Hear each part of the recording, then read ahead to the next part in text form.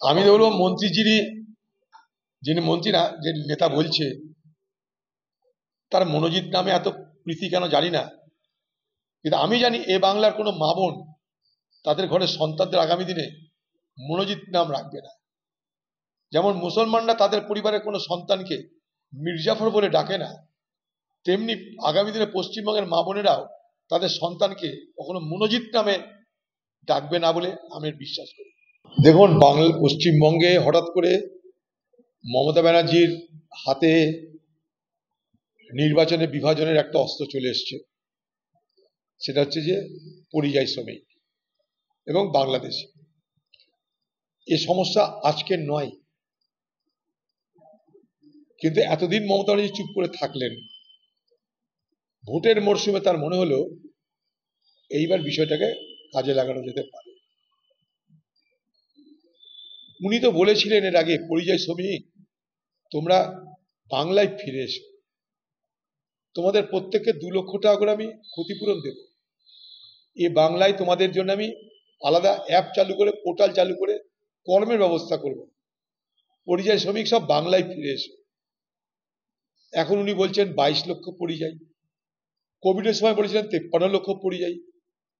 পশ্চিমবঙ্গ সরকারের কাছে নিজের কাছে তথ্য নেই যে পশ্চিমবঙ্গে অ্যাকচুয়াল পরিযায়ী শ্রমিকের সংখ্যা কত। কারণ পরিযায়ী শ্রমিক নিয়ে পশ্চিমবঙ্গে কখনো ভাবনা চিন্তা হয়নি। ভোটের মরশুমে তাদেরকে হঠাৎ দর বেড়ে গেছে পরিযায়ী শ্রমিকদের। পরিযায়ী শ্রমিকদের নিজেদের বাঁচার জন্য পরিযায়ী শ্রমিকদের পরিবারেরা তারা বিচার ব্যবস্থার দ্বারস্থ হচ্ছে কেন? সেখানে সরকার পারল না কেন? পশ্চিমবঙ্গ সরকারের মুখ্যমন্ত্রী উড়িষ্যা যাচ্ছেন না কেন? পশ্চিমবঙ্গ সরকারের মুখ্যমন্ত্রী মহারাষ্ট্র যাচ্ছেন না কেন? সেখানে গিয়ে মুখ্যমন্ত্রী দেখা করে বলুন, সেখানকার বাঙালি যারা যেখানে যেখানে বসবাস করে সেখানে যান। কে মানা করেছে আপনাকে যেতে? আপনি দিল্লিতে যেখানে বাঙালিরা বাস করে সেসব জায়গায় যান, কোনোদিন গেছেন আপনি? যান। ভোটের মরশুমে বাজার চলে এসছে, আপনার হাতে একটা অস্ত্র চলে এসছে। এদিকে বাংলাদেশি হবে, ওদিকে রোহিঙ্গা হবে, মাঝখান থেকে ভোটের বিভাজন করা উদ্দেশ্য। এনআরসি, এর আগে এনআরসি কাজে লেগেছিল, এবার এনআরসি জায়গায় পরিযায়ী শ্রমিক কাজে লাগবে। অথচ পরিযায়ী শ্রমিক দেখার জন্য একটা মন্ত্রক, একটা মন্ত্রী করার জন্য আমি দাবি করেছিলাম কোভিডের আমলে, চ্যালেঞ্জ করে বলছি। মমতা ব্যানার্জিকে চিঠিও দিয়েছিলাম, হয়নি। আমি তো বলবো যিনি মন্ত্রী না, যে নেতা বলছে, তার মনোজিৎ নামে এত প্রীতি কেন জানি না। কিন্তু আমি জানি এ বাংলার কোনো মা বোন তাদের ঘরের সন্তানদের আগামী দিনে মনোজিৎ নাম রাখবে না। যেমন মুসলমানরা তাদের পরিবারের কোনো সন্তানকে মির্জাফর বলে ডাকে না, তেমনি আগামী দিনে পশ্চিমবঙ্গের মা বোনেরাও তাদের সন্তানকে কখনো মনোজিৎ নামে ডাকবে না বলে আমি বিশ্বাস করি। দেখুন, পশ্চিমবঙ্গে হঠাৎ করে মমতা ব্যানার্জির হাতে নির্বাচনে বিভাজনের একটা অস্ত্র চলে এসছে। সেটা হচ্ছে যে পরিযায়ী শ্রমিক এবং বাংলাদেশ। এ সমস্যা আজকের নয়,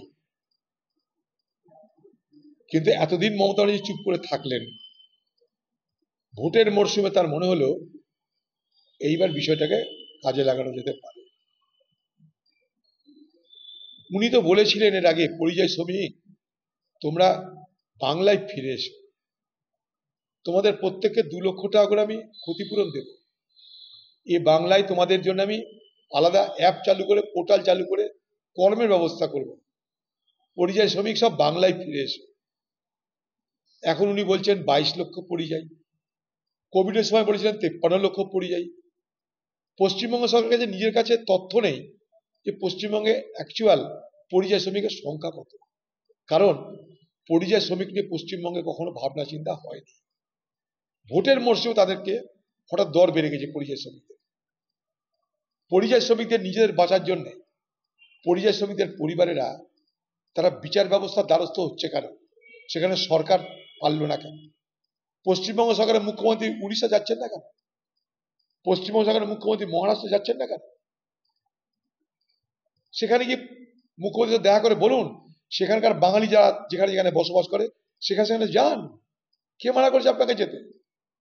আপনি দিল্লিতে যেখানে বাঙালিরা বাস করে সেসব জায়গায় যান, কোনোদিন গেছেন আপনি? যান। ভোটের মরশুমে বাজার চলে এসছে, আপনার হাতে একটা অস্ত্র চলে এসছে।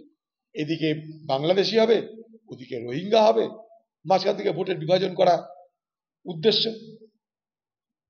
এনআরসি, এর আগে এনআরসি কাজে লেগেছিল, এবার এনআরসি জায়গায় পরিযায়ী শ্রমিক কাজে লাগবে। অথচ পরিযায়ী শ্রমিক দেখার জন্য একটা মন্ত্রক, একটা মন্ত্রী করার জন্য আমি দাবি করেছিলাম কোভিডের আমলে, চ্যালেঞ্জ করে বলছি। মমতা ব্যানার্জিকে চিঠিও দিয়েছিলাম, হয়নি। আমি তো বলবো মন্ত্রী যিনি মন্ত্রী না, যে নেতা বলছে, তার মনোজিৎ নামে এত প্রীতি কেন জানি না, কিন্তু আমি জানি এ বাংলার কোনো মা বোন তাদের ঘরের সন্তানদের আগামী দিনে মনোজিৎ নাম রাখবে না।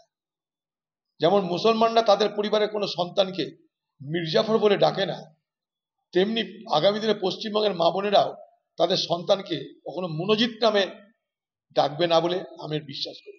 দেখুন, পশ্চিমবঙ্গে হঠাৎ করে মমতা ব্যানার্জির হাতে নির্বাচনে বিভাজনের একটা অস্ত্র চলে এসছে, সেটা হচ্ছে যে পরিযায়ী শ্রমিক এবং বাংলাদেশ। এ সমস্যা আজকের নয়, কিন্তু এতদিন মমতা ব্যানার্জি চুপ করে থাকলেন। ভোটের মরশুমে তার মনে হলো এইবার বিষয়টাকে কাজে লাগানো যেতে পারে।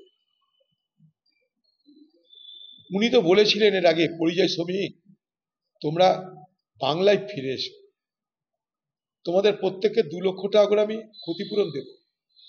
এ বাংলায় তোমাদের জন্য আমি আলাদা অ্যাপ চালু করে, পোর্টাল চালু করে কর্মের ব্যবস্থা করব। পরিযায়ী শ্রমিক সব বাংলায় ফিরে এসো। এখন উনি বলছেন 22 লক্ষ পরিযায়ী, কোভিডের সময় বলেছিলেন 53 লক্ষ পরিযায়ী। পশ্চিমবঙ্গ সরকারের কাছে নিজের কাছে তথ্য নেই যে পশ্চিমবঙ্গে অ্যাকচুয়াল পরিযায়ী শ্রমিকের সংখ্যা কত, কারণ পরিযায়ী শ্রমিক নিয়ে পশ্চিমবঙ্গে কখনো ভাবনা চিন্তা হয়নি। ভোটের মরশুমে তাদেরকে হঠাৎ দর বেড়ে গেছে পরিযায়ী শ্রমিকদের। পরিযায়ী শ্রমিকদের নিজেদের বাঁচার জন্য পরিযায়ী শ্রমিকদের পরিবারেরা তারা বিচার ব্যবস্থার দ্বারস্থ হচ্ছে কেন, সেখানে সরকার পারল না কেন? পশ্চিমবঙ্গ সরকারের মুখ্যমন্ত্রী উড়িষ্যা যাচ্ছেন না কেন? পশ্চিমবঙ্গ সরকারের মুখ্যমন্ত্রী মহারাষ্ট্র যাচ্ছেন না কেন?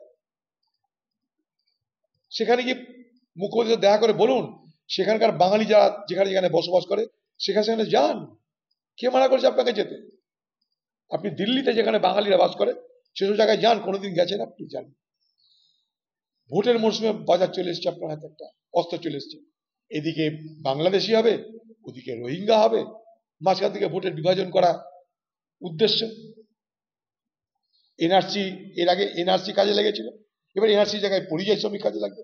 অথচ পরিযায়ী শ্রমিক দেখার জন্য একটা মন্ত্রক, একটা মন্ত্রী করার জন্য আমি দাবি করেছিলাম কোভিডের আমলে, চ্যালেঞ্জ করে বলছি।